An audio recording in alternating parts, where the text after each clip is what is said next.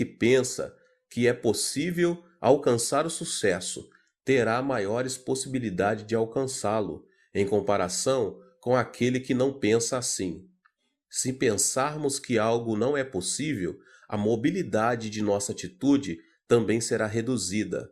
Mas se pensarmos que algo é possível, nossa atitude será revestida de uma energia ativa e de caráter acelerado.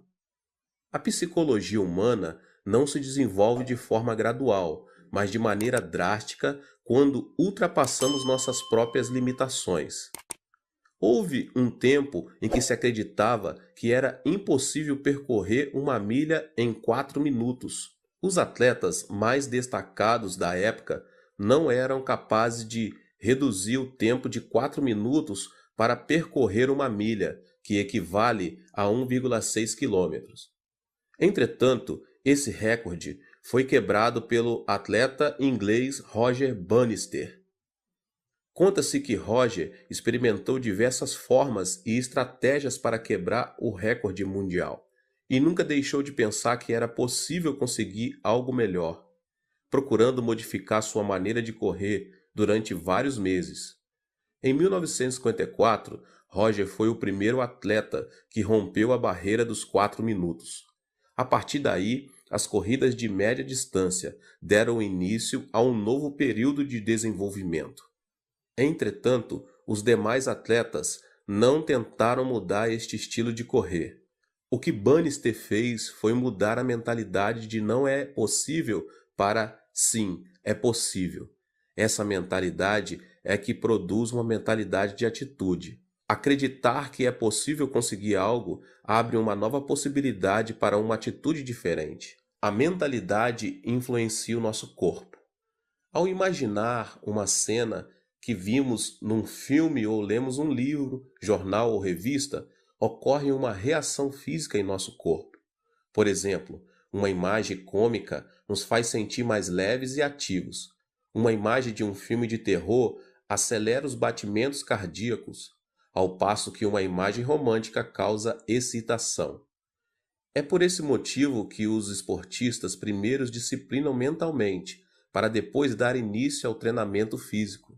Existe uma forte inter-relação entre a mentalidade e a reação física. Os treinadores e preparadores físicos fazem todo tipo de esforço para motivar sua equipe. Os praticantes de tiro ao alvo se disciplinam mentalmente com a finalidade de obter calma e autoconfiança. Os atletas e nadadores são disciplinados a prever sua capacidade competitiva. Segundo estudos realizados, esse tipo de disciplina produz contração muscular no momento da competição. A atitude mental influencia também a saúde física. Uma pessoa que padece de câncer viverá de acordo com o seu pensamento sobre isso. Ou seja, aqueles pacientes que pensam constantemente em sua morte não vivem por muito tempo, o que é totalmente diferente daqueles que pensam positivamente e não perdem a esperança. A mentalidade produz resultados positivos quanto negativos. Ela é algo invisível aos nossos olhos. Entretanto, é um elemento importante da quarta dimensão que determina a terceira dimensão. Mude sua mentalidade e verá como sua vida será transformada como resultado dessa mudança. Há 4 passos para a mudança da mentalidade. O passo número 1: pense como Deus pensa. O otimismo incondicional é uma mentalidade humana. Incorpore a maneira de Deus pensar a sua por meio da meditação na palavra. Examine, esquadrinhe, arrependa-se e mude sua mentalidade por meio da oração. A mentalidade influencia a emoção, a atitude e também nosso corpo físico. O pensamento positivo é um elemento que pertence à quarta dimensão humana, mas também não é uma chave mestra que soluciona todos os nossos problemas. Uma mentalidade forte se baseia na palavra, no espírito e em nossas orações. A palavra e a oração inspirada pelo Espírito Santo são elementos poderosos que transformam as circunstâncias da terceira dimensão, pois o Espírito as vê a partir de uma perspectiva negativa, positiva e neutra, com a finalidade de chegar a uma nova alternativa e conclusão. Devemos procurar ter uma mentalidade subordinada a Deus e não uma mentalidade humana. Aplique a palavra de Deus à sua mentalidade. A palavra tem um poder gigantesco. Todas as coisas, além de todos os milagres e prodígios, foram produzidos pela palavra de Deus. Jesus fez uso da palavra para vencer a tentação do diabo no deserto. Uma transformação extraordinária acontecerá em sua vida, se tão somente conseguirmos aplicar a palavra poderosa de Deus à nossa mentalidade. Uma mudança extraordinária acontecerá em nossa vida, se tão somente conseguirmos aplicar a palavra poderosa de Deus à nossa mentalidade. Devemos nos aproximar da palavra, mas não nos contentarmos somente em lê-la. Precisamos usar a palavra como arma poderosa quando mais necessitarmos dela. Contudo, para isso temos de memorizá-la. A palavra é uma arma mais poderosa de guerra espiritual contra as potestades demoníacas. É importante estabelecer um plano, memorizar uma vez e depois novamente. Não se esqueça de seguir esse processo de aprendizagem, pois dessa maneira terá em suas mãos a espada do Espírito Santo. O passo seguinte é a meditação. Como é feliz aquele que não segue o conselho dos ímpios, não imita a conduta dos pecadores, nem se assenta na roda dos zombadores. Ao contrário, sua satisfação está na lei do Senhor, e nessa lei medita dia e noite. Salmos 1, 1 e 2. A meditação nos ajuda a entender e aplicar a palavra em nossa vida diária. Esforce-se em meditar na palavra de Deus em todo tempo e lugar. Medite na palavra de Deus no momento em que estiver ouvindo, lendo, estudando e memorizando, e você verá que tanto sua mentalidade como sua fé aumentarão a cada dia.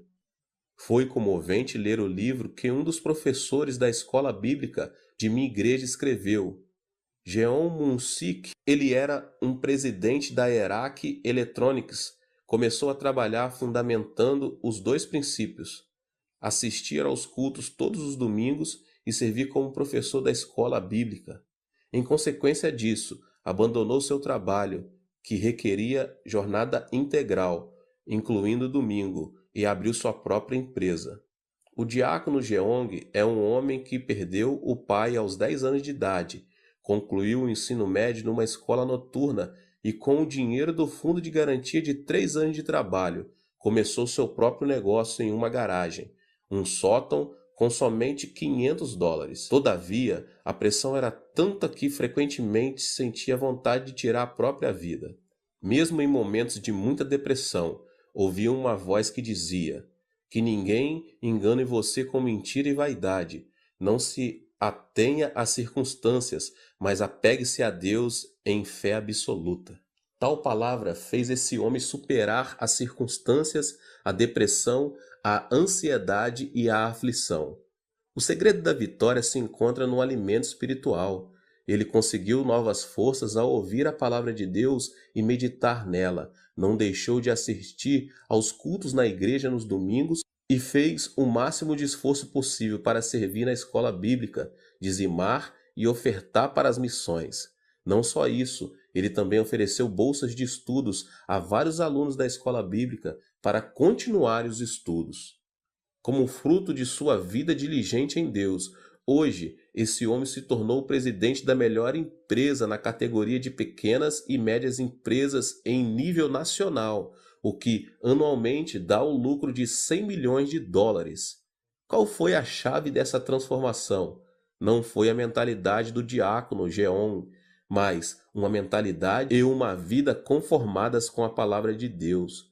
Esta declaração revela uma grande verdade. A fonte da bênção está em manter uma mentalidade e uma vida em obediência à palavra de Deus. A fonte da bênção está em manter uma mentalidade e uma vida em obediência à palavra de Deus. A mentalidade que se assemelha à palavra de Deus. A mentalidade do homem é como uma bola de rugby, ou seja, não se sabe a direção que irá tomar. Esse detalhe se deve ao fato de o pensamento ser o centro em que o intelecto, a emoção e a vontade se misturam. A função da Bíblia, a palavra de Deus, é disciplinar e guiar o pensamento do homem à verdade. O fruto vem quando alguém vive cheio da palavra de Deus e em obediência a ela. Isso resulta na força que transforma a terceira dimensão circunstancial. Podemos mudar nossa mentalidade com a Bíblia, a palavra de Deus.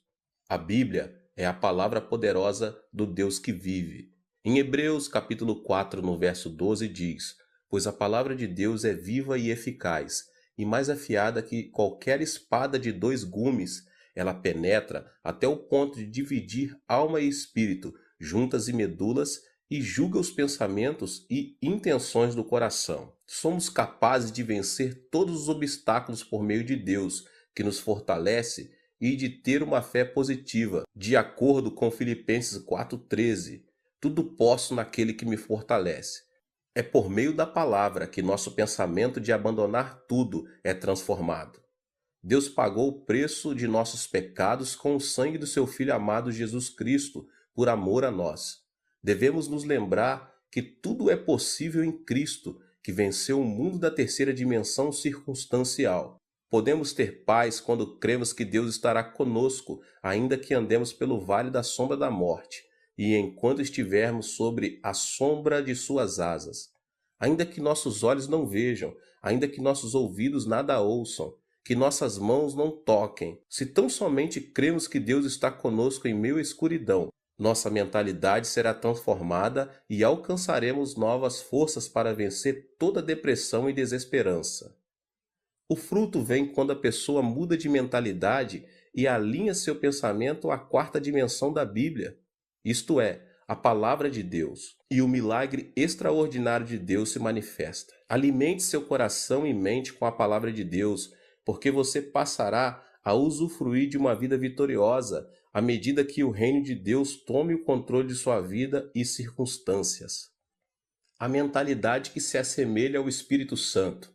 Quando recebemos Jesus Cristo como nosso Senhor e Salvador, o Espírito Santo veio habitar em nós.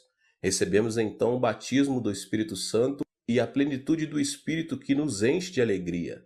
Os discípulos viveram algo que jamais haviam experimentado em sua vida, quando o Espírito Santo desceu no dia de Pentecostes, no local onde costumavam se reunir. Por meio dessa experiência, renovaram a fé e o amor para servir fielmente a Jesus Cristo. Nosso coração precisa estar cheio de alegria para trabalharmos com ânimo e superarmos qualquer tipo de adversidade. Não se pode conseguir nada sem alegria e ânimo. O Espírito Santo, porém, enche-nos de júbilo, o qual produz coragem e alegria. A alegria e a coragem derramadas pelo Espírito nos motivam a pregar o Evangelho, apesar das circunstâncias adversas. Pedro, por 3 vezes havia negado o Mestre. Converteu-se em um líder logo depois de ter recebido o Espírito Santo e ganhou 3.000 almas num só dia.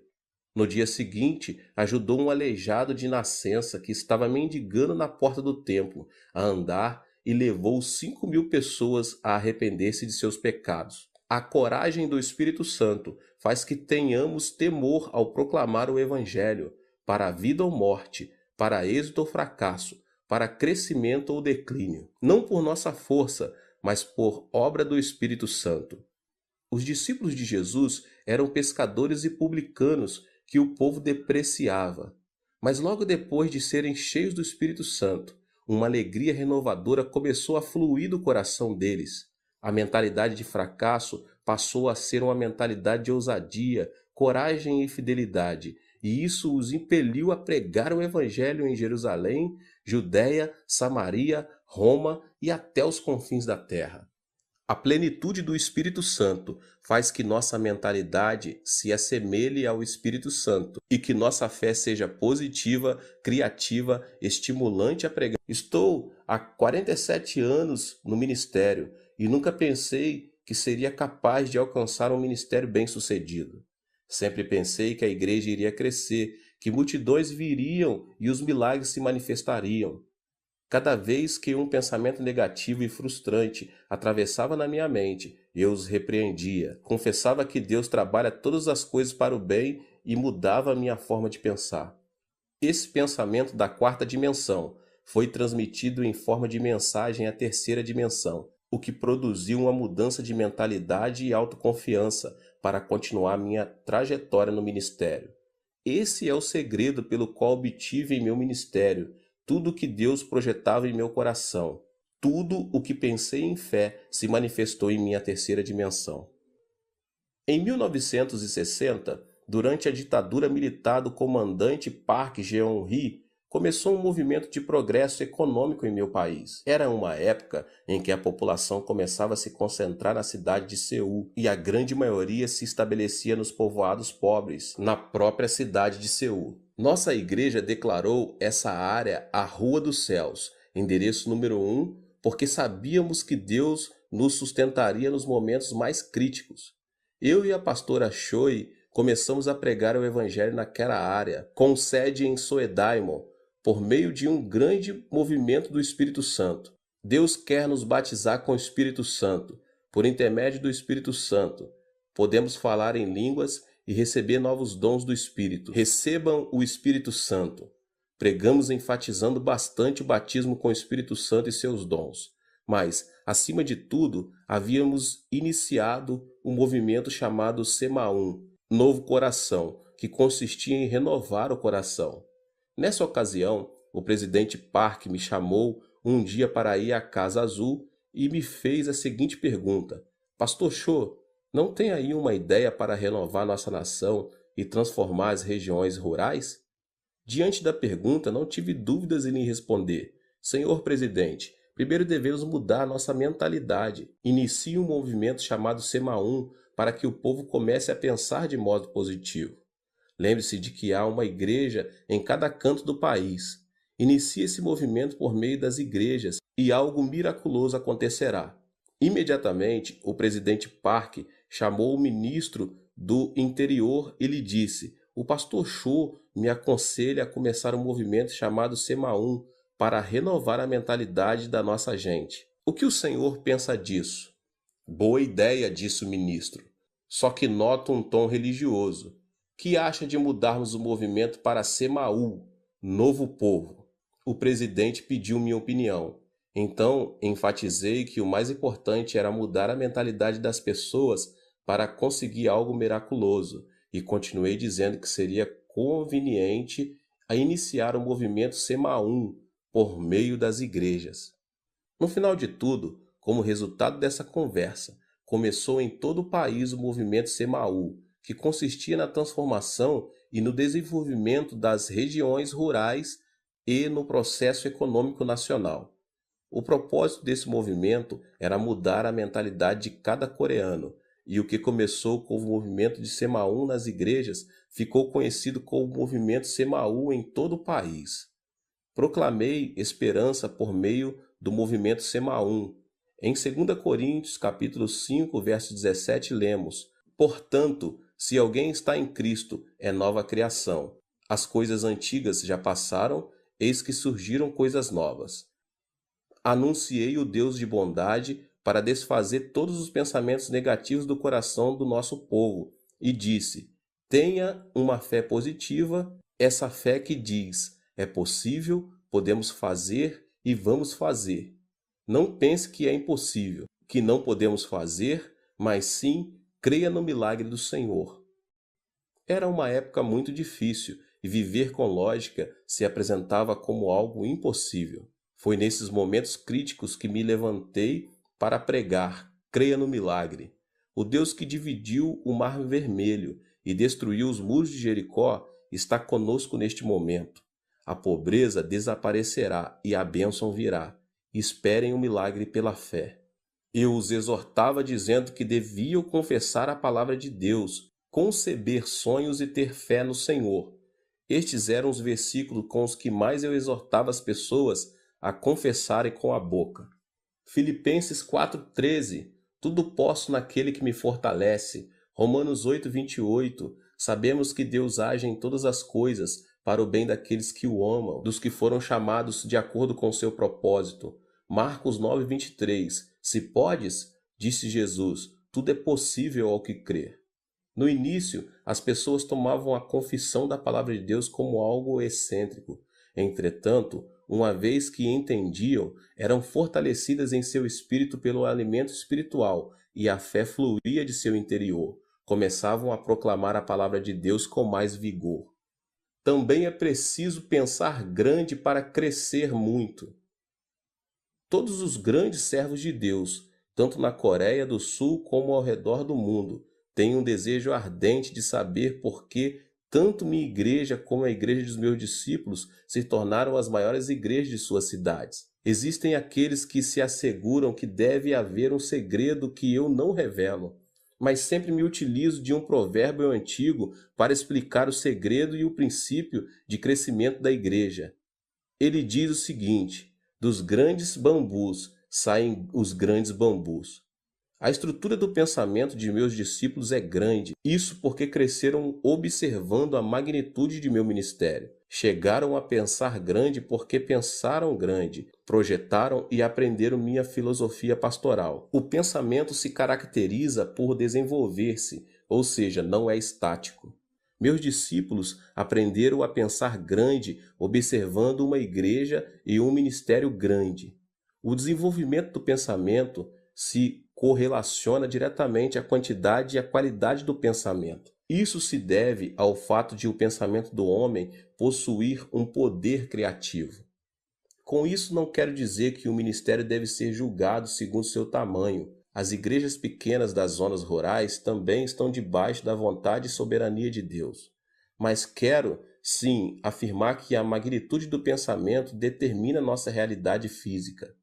Em outras palavras, existe uma maior possibilidade de quem pensa pequeno obter frutos pequenos e de que quem pensa grande obter frutos grandes.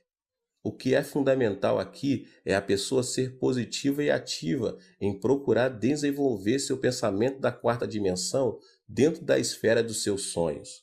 Pensar grande não resulta automaticamente em um grande fruto. O pensamento é apenas um começo. A seguir, deve haver uma ação que o sustente. Por exemplo, um agricultor não deve esperar uma colheita abundante sem ter semeado. Se deseja colher, primeiro deve semear. Ao refletir sobre meus 47 anos de ministério, devo admitir que não somente pensei grande, mas também me esforcei ao máximo em oração, consagração e estudo, com a finalidade de alcançar o desejo do meu pensamento. O trabalho árduo e a consagração são fundamentais para que o pensamento se torne realidade.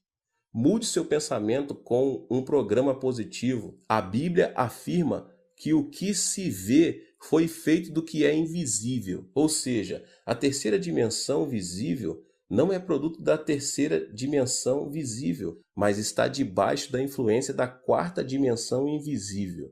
A pessoa que pensar negativamente na quarta dimensão enfrentará situações negativas. Em contrapartida, a pessoa que pensar positivamente irá deparar com boas obras, segundo o seu pensamento. Nosso corpo é uma habitação onde está o computador da quarta dimensão. Um dos elementos que programam esse computador é o pensamento. A mentalidade produz ondas do mundo da quarta dimensão que influenciam a terceira e acabam imprimindo resultado em nossa vida.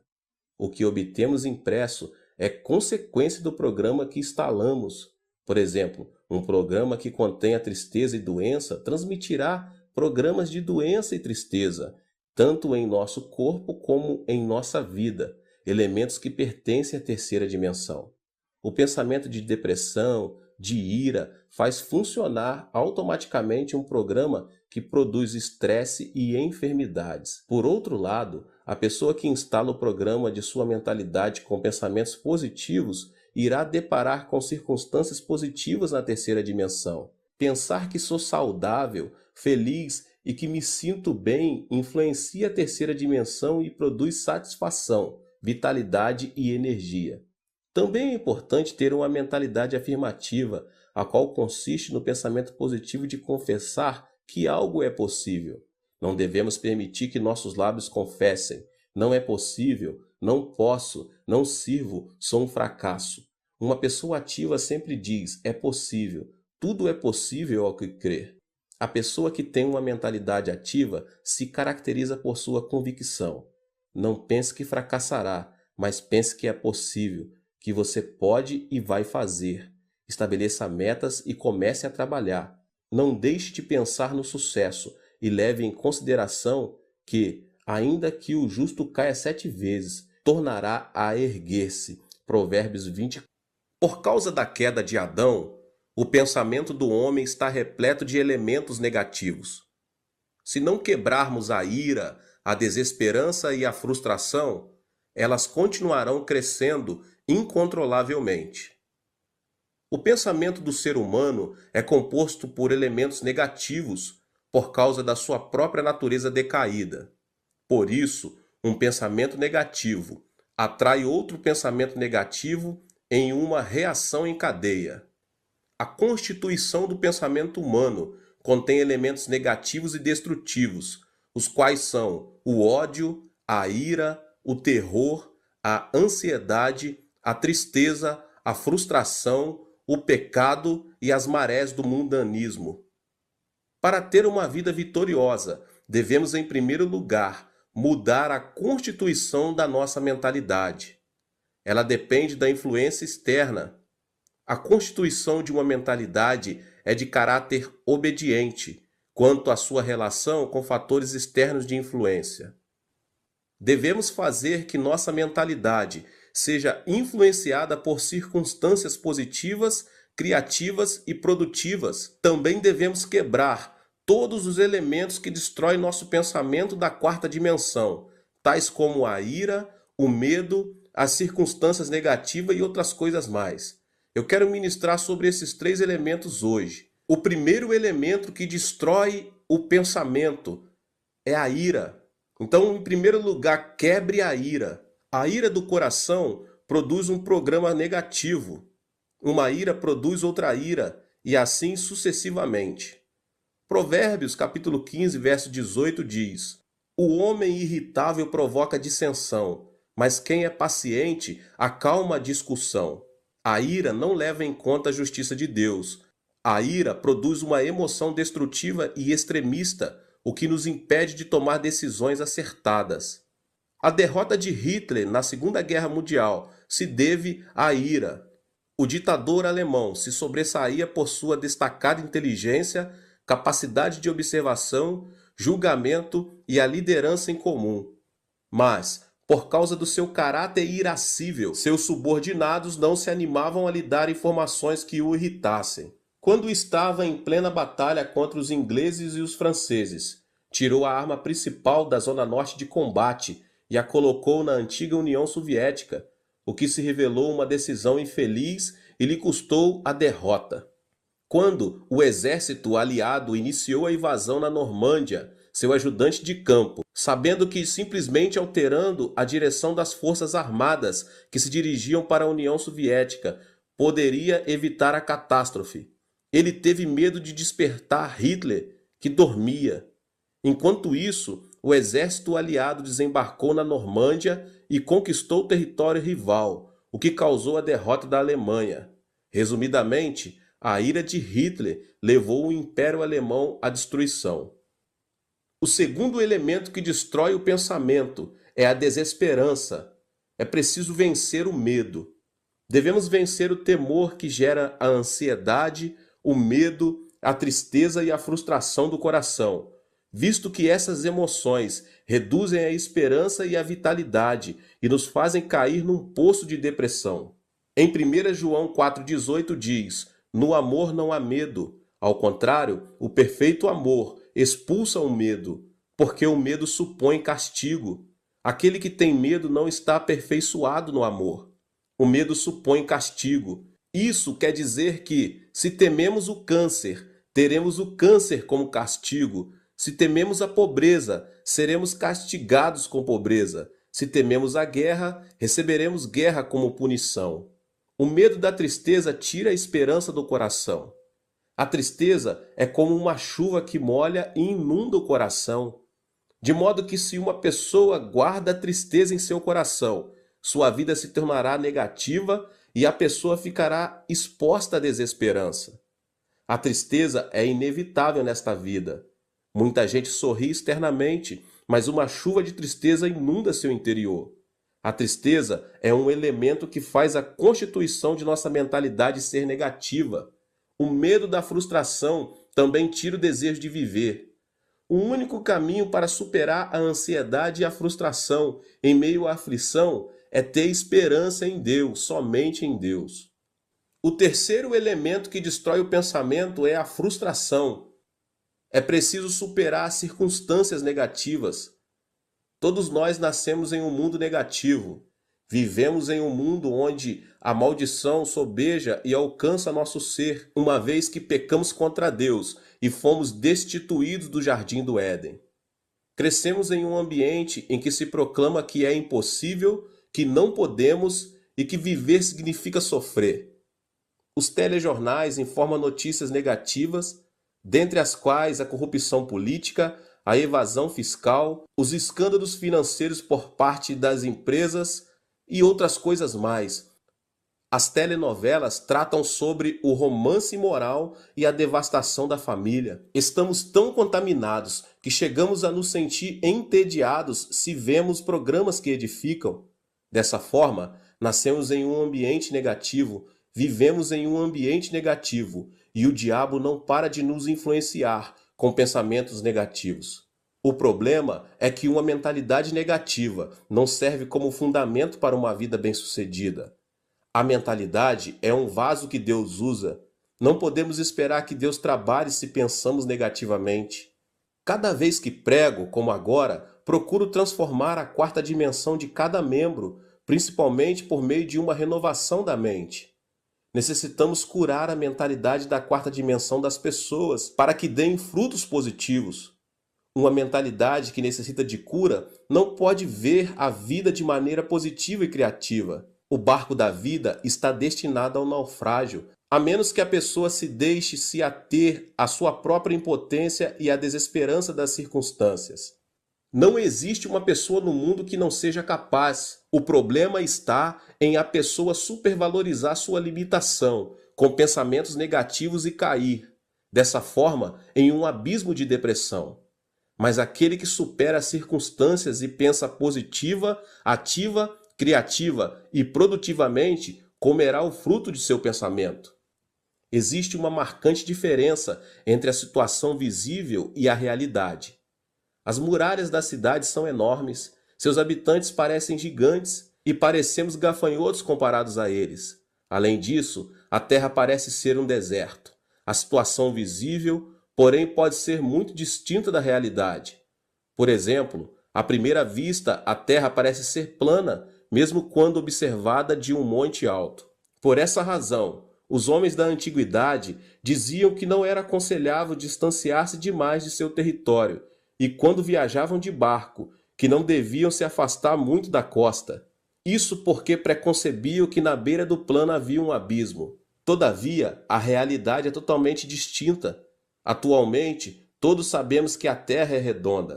Sendo assim, a situação visível nem sempre coincide com a realidade. A Terra parece permanecer estática. Isso se deve ao fato de ela não oscilar nem vibrar bruscamente ao ponto de percebermos.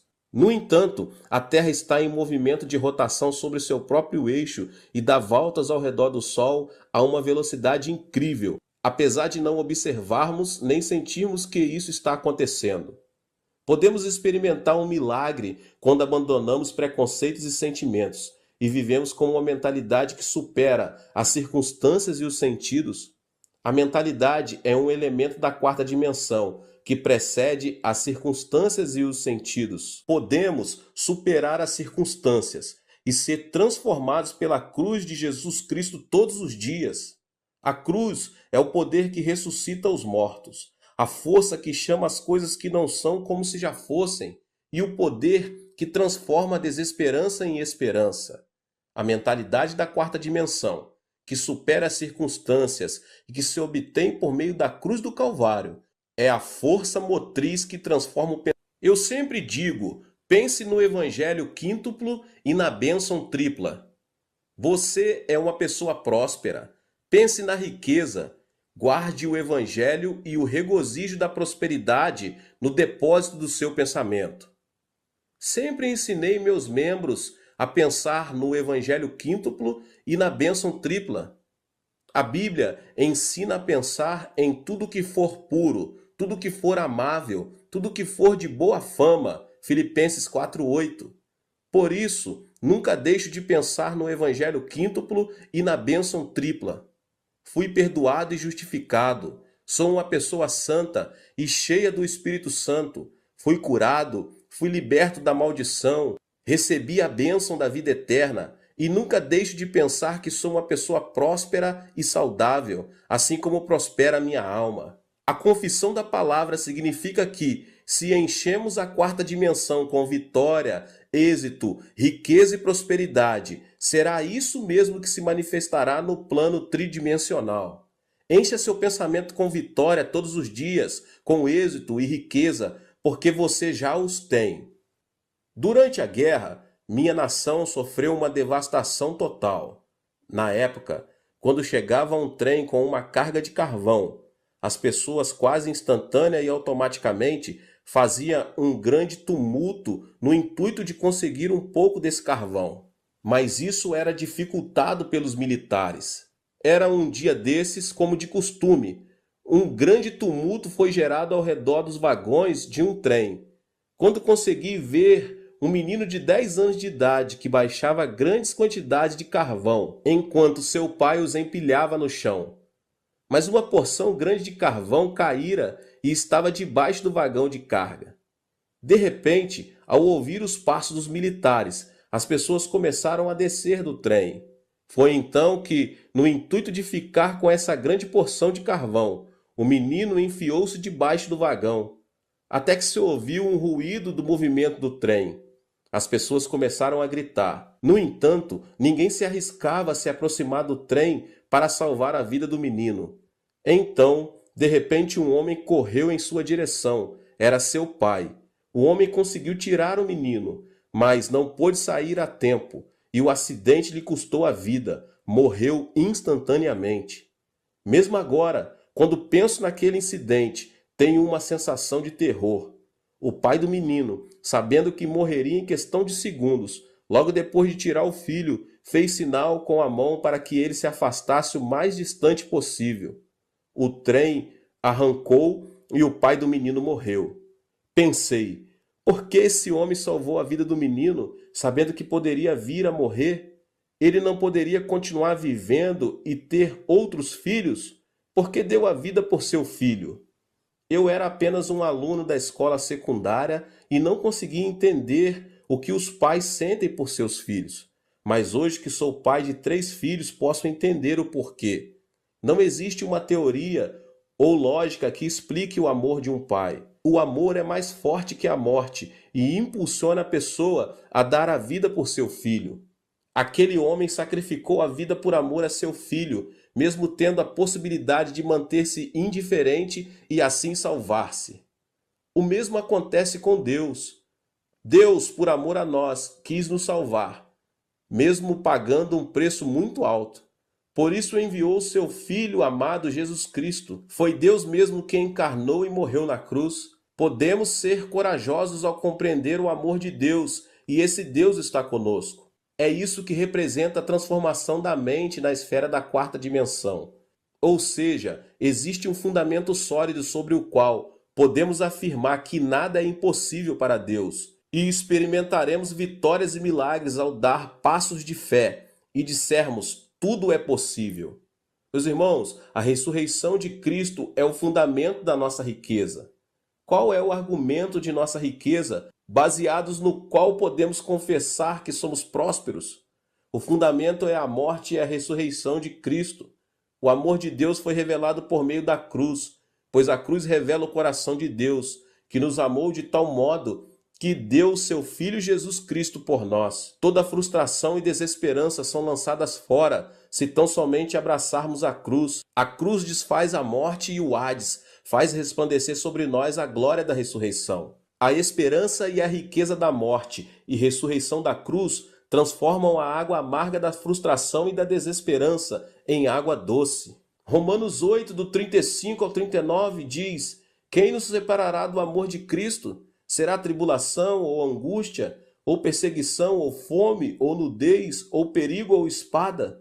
Como está escrito: por amor de ti enfrentamos a morte todos os dias, somos considerados como ovelhas destinadas ao matadouro. Mas em todas estas coisas somos mais que vencedores por meio daquele que nos amou, pois estou convencido de que nem a morte, nem os anjos, nem demônios, nem o presente, nem o futuro, nem quaisquer poderes, nem altura, nem profundidade, nem qualquer outra coisa na criação será capaz de nos separar do amor de Deus que está em Cristo Jesus, nosso Senhor. Da mesma forma, o poder e a glória da ressurreição de Cristo Jesus transformam a água amarga da desesperança em água doce. Mostrarei agora a você o primeiro elemento da quarta dimensão. Nossa vida depende de nossa mentalidade, meus irmãos, se pensarmos na carne ou no espírito. Para colher fruto santo, devemos primeiro ser guiados e subjugados pelo Espírito Santo. Esse é o segredo da vitória. O Espírito é quem nos dá vida e paz. Nossos desejos são realizados à medida que aprendemos a pensar juntamente com o Espírito Santo. Lembre-se de que o pensamento é um fator de influência. Devemos estabelecer uma comunhão íntima com o Espírito Santo, reconhecer que Ele é Senhor, para que nossa mentalidade esteja sob sua influência. Em segundo lugar, temos de expressar nosso pensamento em forma de oração, que é o sistema respiratório espiritual e o canal de comunicação com Deus. A oração, meus irmãos, é um elemento poderoso que atrai o pensamento da quarta dimensão à própria realidade. Tudo o que pedirmos a Deus em oração, confiando a Deus nossas petições, resultará em uma resposta, porque Deus é soberano. A oração, meus irmãos, é uma ação da terceira dimensão, mas por sua vez é uma realidade que move a quarta dimensão. Deus dotou o homem com o privilégio de comunicar-se com ele, e isso se dá por intermédio da oração. A oração que coincide com a vontade e o pensamento de Deus é o poder que move o coração de Deus. Em terceiro lugar, devemos colocar nossa mentalidade à palavra de Deus, a Bíblia. A mentalidade do homem é como uma bola de rugby que se distingue por sua imprevisível direção. A mentalidade é constituída por intelecto, emoção e vontade. Dessa forma, a única maneira de manter nossa mentalidade no caminho certo é por meio da Bíblia, da palavra de Deus, a meditação na palavra de Deus. As circunstâncias da terceira dimensão mudam quando nossa mentalidade fica sujeita e obedece à palavra de Deus. De maneira que é nosso dever, meus irmãos e irmãs, de transformar nosso modo de pensar. Nossa vida, se for cheia de pensamentos de Deus, será constituída por dias de grandes alegrias e esperança, como aquele sol que nunca deixa de resplandecer. Aleluia!